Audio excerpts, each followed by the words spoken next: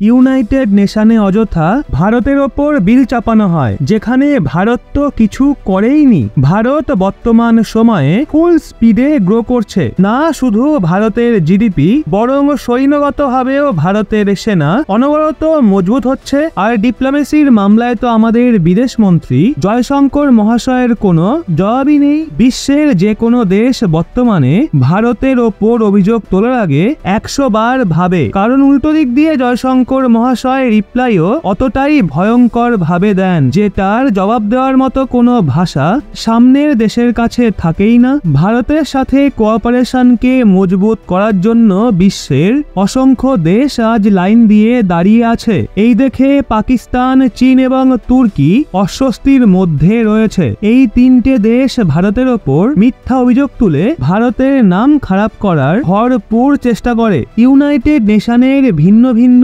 মঞ্চের ব্যবহার করে ভারতের বিরুদ্ধে প্রোপাগান্ডা ছড়ানো এখন এদের রুটিন হয়ে গেছে। হিউম্যান রাইটস সংগঠন এবং বিশ্বের আরো অনেক বড় বড় এনজিও তারাও এই কার্যে তাদের সঙ্গ দেয়। এইবারও এমনই কিছু হয়েছে। আর ইউনাইটেড নেশন মঞ্চের ব্যবহার করে ভারতের ইলেকশনের ওপর প্রশ্ন তোলা হয়। আসলে এই সময় UN high commission for human rights পোস্টে ভলকার টার্ক বসে আছেন, যে এমনিতে অস্ট্রিয়ান লয়ার কিন্তু হিস্টোরিক্যালি তুর্কি সিটিজেনের। এখন তিনি ভারতের ওপর অভিযোগ তুলেছেন মোদী সরকারের রুলে ভারতের সমস্ত মাইনরিটিজ এবং বিশেষ করে মুসলিম মাইনরিটিজের সাথে অনেক ডিসক্রিমিনেশন হচ্ছে। মানে ভারতের মুসলিমদের ক্ষেত্রে মোদী সরকার ভেদাভেদ সৃষ্টি করছেন। ওনার বিরুদ্ধে ভারতে হেট স্পিচ দেওয়া হয়। আর ভারতের মধ্যে যত হিউম্যান রাইটস ডিফেন্ডার, জার্নালিস্ট এবং সরকারকে নিয়ে আলোচনা করা সমালোচক রয়েছেন তাদেরকে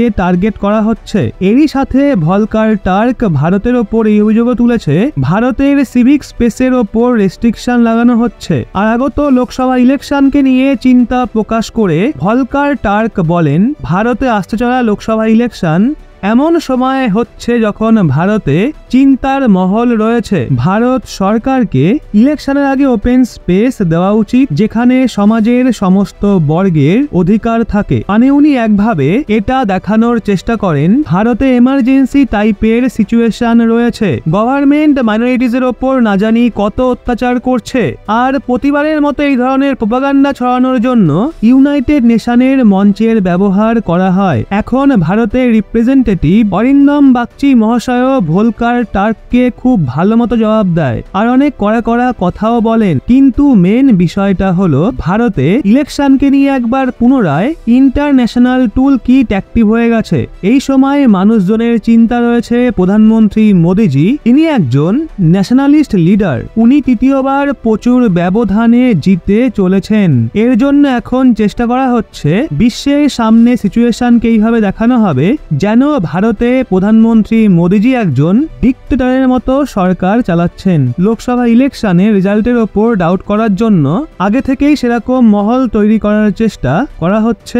আর এটা দেখানো হচ্ছে ভারতের মুসলমানরা কিভাবে ভয়ের মধ্যে রয়েছে। আর ভারতে যেই সমস্ত মানুষরা ভারতের মুসলমানদের নিয়ে কথা বলে, তাদের হয়ে ওকালতি করা সাংবাদিক এবং অ্যাক্টিভিস্ট মানুষদের মোদী সরকার জেনে বুঝে টার্গেট করছে। এমনই অভিযোগ তোলা ভলকার টার্ক একই মঞ্চ থেকে ইসরায়েলকেও উল্টো পাল্টা বলে। আর বলে ইসরায়েলের বিনাশকারী হামলায় এখনো পর্যন্ত সব মিলিয়ে 1 লক্ষ ফিলিস্তিনি হয় মারা গেছে, নয়তো আহত হয়েছে, নয়তো মিসিং রয়েছে। এরই সাথে ভলকার টার্ক এটা অভিযোগ তুলেছে ইসরায়েলের হামলায় 17,000 ফিলিস্তিনি বাচ্চা এখনো অবধি অনাথ হয়েছে, তাদের পিতামাতা মারা গেছে, নয়তো মিসিং হয়েছে।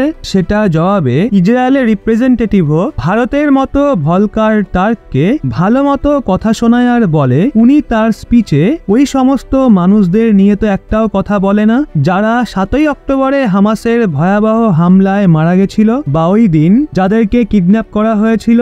এখন এই ভলকার টার্কের ভারত এবং ইসরায়েলকে টার্গেট করা এটা পরিষ্কারভাবে বুঝিয়ে দেয় ওনার পলিটিক্যাল ইনক্লিনেশন কোন দিকে রয়েছে। তাইওয়ানের সরকার ফাইনালি এই বিষয়টা রিয়ালাইজ করেছে ভারতকে নিয়ে তারা অনেক বড় ভুল করে বসেছে। সেই জন্য 24 ঘন্টার মধ্যে তাইওয়ান সরকার একটা স্টেটমেন্ট জারি করে বিষয়টা সামলে নেয়। এখন আপনাদের মনেও হয়তো প্রশ্ন উঠছে, হঠাৎ তাইওয়ানের সরকার এত ঘাবড়ে কেন গেছিল যে 24 ঘন্টার মধ্যে তাদের স্টেটমেন্ট বদলে ফেলতে হয়? এই পুরো নিউজ আপডেটটা আজকে আমরা ডিসকাস করব, কিন্তু তার আগে আপনাদেরকে অনুরোধ করব দয়া করে ভিডিওটা লাইক এবং চ্যানেলটা সাবস্ক্রাইব করে আমাদের সঙ্গে থাকুন। আপনাদের জন্য এটা সামান্য ব্যাপার হবে, কিন্তু আপনাদের একটা লাইক আমাদের জন্য ভীষণই গুরুত্বপূর্ণ। রিসেন্টলি হয় কি, তাইওয়ানের লেবার মিনিস্টার একটা স্টেটমেন্ট দিয়েছিল।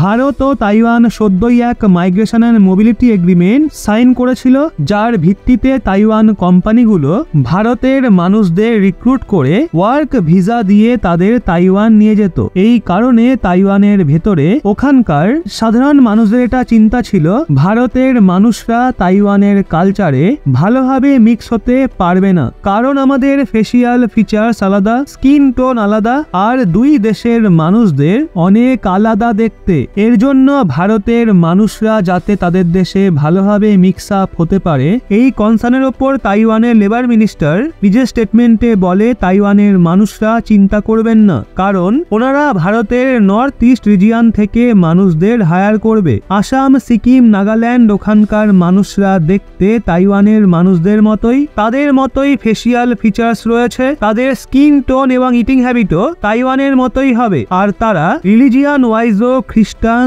ধর্মাবলম্বী হবে। ব্যাস, তারপর কি হলো, তাইওয়ানের লেবার মিনিস্ট্রির এই আপত্তিজনক স্টেটমেন্টের পর ভারতে মানুষরা ওই স্টেটমেন্টের বিরোধ করা শুরু করে দিয়েছিল। ইন্ডিয়ান নিউজ চ্যানেলগুলো সেটাকে কভার করে, যার পর তাইওয়ানকে ভারতে ব্যাকল্যাশ ফেস করতে হয়। এখন ভারত তাইওয়ানের জন্য ভীষণ গুরুত্বপূর্ণ।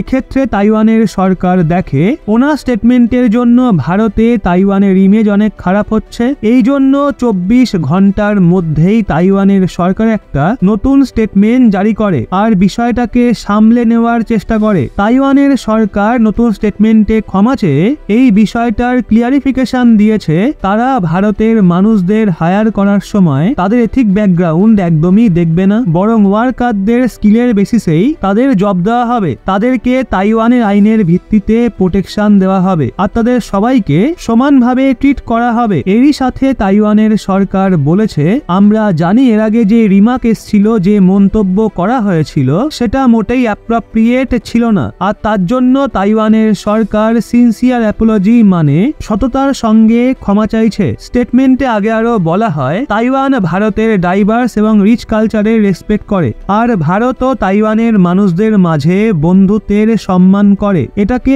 পরবর্তীকালেও মজবুত রাখা হবে।